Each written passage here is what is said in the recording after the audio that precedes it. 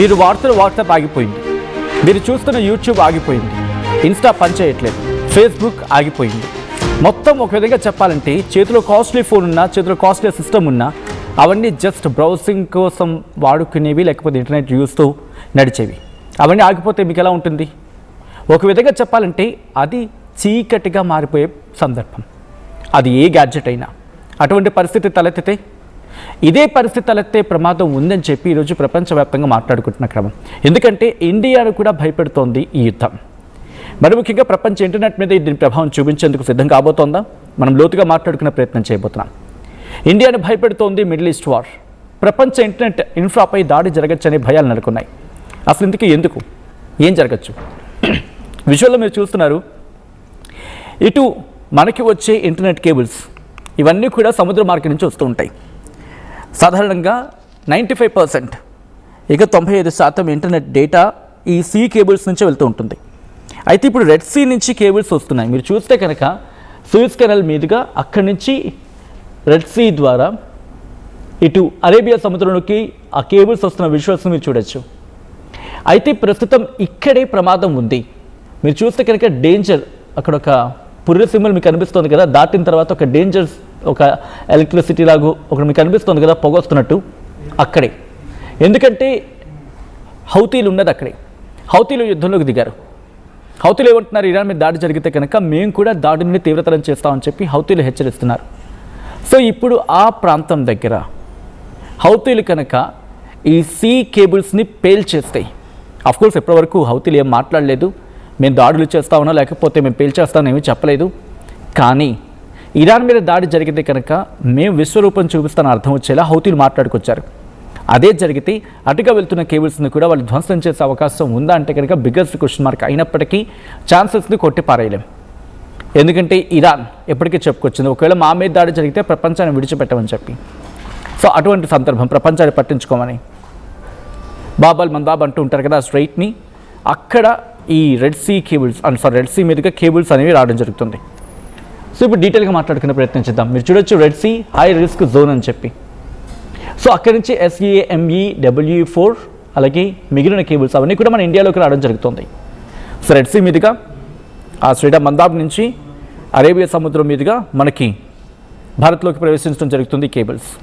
మన భారత్లో ముంబై, చెన్నై, కొచ్చి, తూతుకుడి, తిరువనంతపురం సముద్ర మార్గం ద్వారా కేబుల్స్ వచ్చి అక్కడ చేరుకుంటాయి. అక్కడి నుంచి మొత్తం 17 ఇంటర్నేషనల్ కేబుల్స్ మన భారత్లో ఈ 5 నగరాలు కలిపి 14 ల్యాండింగ్ స్టేషన్స్ ద్వారా మనకి కనెక్ట్ అవుతుంది. ఎక్కడెక్కడైనా మనం మాట్లాడుకునే ప్రయత్నం చేస్తాం. భారత్లో అత్యంత పెద్దది బిజీ హబ్గా మాట్లాడుకునేది ముంబై. ఎక్కువగా ఇంటర్నేషనల్ కేబుల్స్ ఇక్కడే ల్యాండ్ అవుతాయి. మొత్తం ఇంటర్నెట్ ట్రాఫిక్లో ఇది పెద్ద భాగం ఇక్కడ నుంచే వెళ్తుంది. రెండోది చెన్నై, రెండో అతిపెద్ద landing hub. Asia, Singapore, Europe connections ఎక్కువగా ఇక్కడే ఉన్నాయి. ఆ తర్వాత కొచ్చి లేదా కొచ్చిన్ అంటూ ఉంటారు. మిడిల్ ఈస్ట్, ఆఫ్రికన్ కనెక్షన్స్కి ఇది కీలకమైన కేంద్రం. ఆ తర్వాత తూతుకుడి, చెన్నై అంటే ఇన్ఫ్యాక్ట్ చిన్నదే కానీ స్ట్రాటజిక్ ల్యాండింగ్ పాయింట్ అంటూ ఉంటారు. ఆ తర్వాత తిరువనంతపురం, ప్రత్యేకంగా కేబుల్స్ ఇక్కడ ల్యాండ్ అవుతాయి. సో మొత్తం ఈ 5 సిటీస్లో కలిపి 14 ల్యాండింగ్ స్టేషన్స్, 17 ఇంటర్నేషనల్ కేబుల్స్ ఇక్కడ ఉండడం జరిగింది.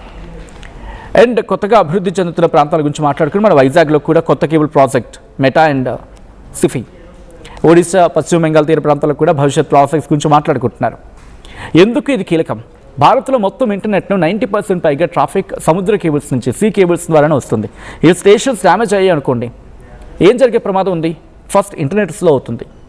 బ్యాంకింగ్, స్టాక్ మార్కెట్, అలాగే మన UPI మనం వెళ్ళగానే రోజు స్కానర్ చేసి మనం పే చేస్తూ ఉంటాం కదా, స్కానర్ చేసి ఆ పేమెంట్స్ మీద ప్రభావం చూపుతుంది. కొన్ని వేల కోట్ల రూపాయల నష్టం జరిగే అవకాశం ఉంది. దాని గురించి కూడా మాట్లాడుకోబోతున్నాం. గంటకు ఎంత నష్టం జరిగే అవకాశం ఉంటుంది అండ్ రోజుకి భారత్కు ఎంత నష్టం జరగచ్చు అని చెప్పి. ఈ ల్యాండింగ్ స్టేషన్లు = ఇంటర్నెట్ పోర్ట్లు అన్నమాట. ఇప్పుడు మనకి సీ పోర్ట్స్ ఎలాగో ఇంటర్నెట్ పోర్ట్ లాగా, సముద్ర కేబుల్స్ ఎలా అంటే డేటా హైవేస్ లాంటివి. ఏ నగరంలో ఎన్ని కేబుల్స్ ఉన్నాయో మనం మాట్లాడుకునే ప్రయత్నం చేస్తాం. బట్ ఇన్ డీటెయిల్గా మాట్లాడుకున్నప్పుడు ఎంతమేరకు ప్రభావం చూపించే అవకాశం ఉంది అండ్ భారత్లో ఎంతమంది ఇంటర్నెట్ యూజర్స్ ఉన్నారు ఫస్ట్ మనం మాట్లాడుకోవాలి. 2025 నాటికి కొన్ని గణాంకాల ప్రకారం భారత్లో సుమారు 95 నుంచి 100 కోట్ల మంది యాక్టివ్ ఇంటర్నెట్ యూజర్స్ ఉన్నారు. తాజా రిపోర్ట్ ప్రకారం ఆ సంఖ్య 95.8 కోట్లు దాటిందనేది వినిపించమాట. అంటే దాదాపుగా అటు ఇటుగా 100 కోట్ల మంది ఉన్నారనుకోవచ్చు. 95 నుంచి 100 కోట్ల మంది. ప్రపంచంలోనే రెండో అతిపెద్ద ఇంటర్నెట్ మార్కెట్ భారత్. అండ్ రూరల్లో కూడా 57% ఆఫ్ యూజర్స్ ఉన్నారు. అంటే 54.8 కోట్ల మంది జనాభాలో సుమారు 50 నుంచి 55% మంది ఇంటర్నెట్ వాడుతున్నారు. ఇంకా సింపుల్గా చెప్పాలంటే ప్రతి ఇద్దరిలో ఒకరు ఇంటర్నెట్ వాడుతున్నారు. అండ్ కొన్ని స్టడీస్ ప్రకారం 2012-17 ఈ మధ్య 25,000 కోట్ల రూపాయల నష్టాన్ని చవిచూసింది భారత్. కారణం ఏకంగా 2012 నుంచి 2017 మధ్యలో 16,315 గంటలు, ఐ రిపీట్ 16,315 గంటల షట్డౌన్ని భారత్ చవిచూసింది. అంటే నష్టం గంటకు ఎలా కాదు అనుకున్నా $1.8 లక్షల, అటు ఇటుగా 1.5 కోట్ల రూపాయలు. ఏంటి గంటకు? రోజుకి 35 నుంచి 40 కోట్ల రూపాయలు కనీసం. ఇది 2012-17. అదే తాజా అంచనా ప్రకారం 2023 తాజా అంచనాల ప్రకారం $1.9 బిలియన్, అంటే 15,000 కోట్ల రూపాయల నష్టం కొన్ని నెలల్లోనే చవిచూసిందని చెప్పి. అండ్ భారత డిజిటల్ ఎకానమీ గురించి మనం మాట్లాడుకోవాలి. ఏకంగా రోజుకి 100 కోట్ల నుంచి 500 కోట్ల రూపాయల వరకు దీని గురించి మాట్లాడుకుంటే, నష్టం గురించి మాట్లాడుకుంటే షట్డౌన్ స్కేల్ లేకపోతే సిటీస్ వాటి సర్వీసెస్ బట్టి మారుతూ ఉంటుంది. అయితే ఇంటర్నెట్ ఆగిందనుకోండి, వెంటనే ఎవరి మీద ప్రభావం చూపించవచ్చు? ఫస్ట్ డిజిటల్ పేమెంట్స్, మీరు వాడుతున్న జీపే, ఫోన్పే, ఇలా వీటి మీద ప్రభావం చూపిస్తుంది. ఆ తర్వాత ఈ-కామర్స్, అమెజాన్, ఫ్లిప్కార్ట్స్ మీద ఇలాంటివి ఉన్నాయి కదా, వాటి మీద.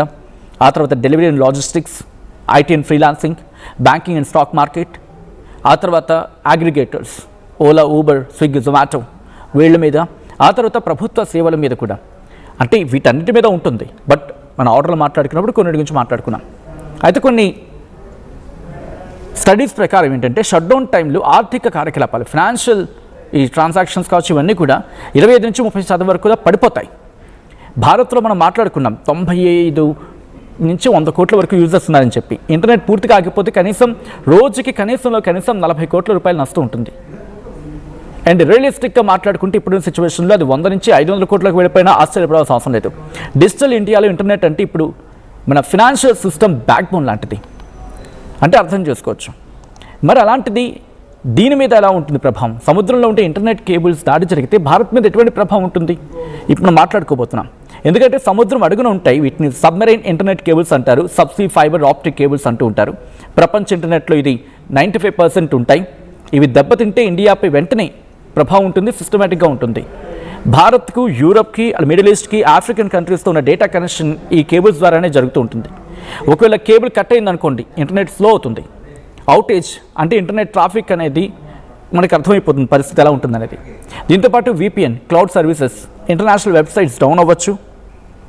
దాంతోపాటు ఇంకా మాట్లాడుకుంటే ఆర్థిక వ్యవస్థ మీద ఇప్పుడు ప్రభావం చూపిస్తుంది. Swift transactions, international payments slow అవుతాయి. Stock markets, global connection lag అవుతుంది. Bharat IT hub, US, Europe క్లయింట్పై ఆధారపడుతుంది. కేబుల్ సమస్యతో ప్రాజెక్టు డిలే అవకాశం ఉంటుంది. కంపెనీలకు కోట్ల రూపాయల నష్టం వచ్చే అవకాశం ఉంటుంది. దీంతోపాటు Amazon web services, Microsoft Azure, Google cloud ఇలాంటి డేటా సెంటర్లు విదేశాల్లో కూడా ఉంటాయి. కనెక్షన్ కట్ అయిందనుకోండి, సో వాటి మీద కూడా ప్రభావం చూపించే అవకాశం ఉంటుంది. అండ్ టెలికాం గురించి మాట్లాడుకుంటే ఇంటర్నేషనల్ కాల్స్ డిస్టర్బ్ అవుతాయి. సాధారణంగా ఇంటర్నేషనల్ కాల్స్ మనం ఇక్కడ ఉన్న వాళ్ళు ఎవరైనా కూడా వాట్సాప్లోనో లేకపోతే జూమ్లోనూ మీటింగ్స్లోనూ పార్టిసిపేట్ చేస్తూ ఉంటారు కదా, వాటికి కట్ అయిపోతుంది. అంటే మీరు ఎంత కాస్ట్లీ ఫోన్ అయినా ఇంటర్నెట్ పనిచేయకపోతే పరిస్థితి ఏంటో తెలుసు. అండ్ దీంతోపాటు నేషనల్ సెక్యూరిటీ కూడా ఇబ్బంది. డిఫెన్స్ కమ్యూనికేషన్లో కొన్ని భాగాలు ప్రభావితం అవుతాయి. అండ్ దీనికి తోడు ఇది జరిగినప్పుడు సైబర్ అటాక్ కూడా జరిగింది అనుకోండి, ఫర్ ఎగ్జాంపుల్, అది మరింత ప్రమాదంగా మారే అవకాశం ఉంటుంది. హైబ్రిడ్ వార్ఫేర్లో ఇది భాగం అయిపోతుంది. భారత్కు కనెక్ట్ అయ్యే కేబుల్స్ ఎక్కువగా ఉన్నాయి అరేబియన్ సముద్రం నుంచి, అండ్ అలాగే రెడ్ సీ సూయజ్ మార్గం ద్వారా. అండ్ మరి ఇది కట్ అయితే ఎన్ని రోజులు పట్టచ్చు, ఇది డౌట్ వస్తుంది కదా. రిపేర్ కనీసం 1 నుంచి 3 వారాలు పట్టేస్తుంది. 1 వారం లేదా 3 వారాలు పడుతుంది. డీప్ సీ రిపేర్కి వెళ్లాల్సి ఉంటుంది. మల్టిపుల్ కేబుల్స్ ఉంటాయి కాబట్టి వాటిని మిటిగేట్ చేసుకోవాలి. ఆటోమేటిక్ ట్రాఫిక్ రీరూటింగ్ జరగాలి. శాటిలైట్ బ్యాకప్ ఉంటాయి. బట్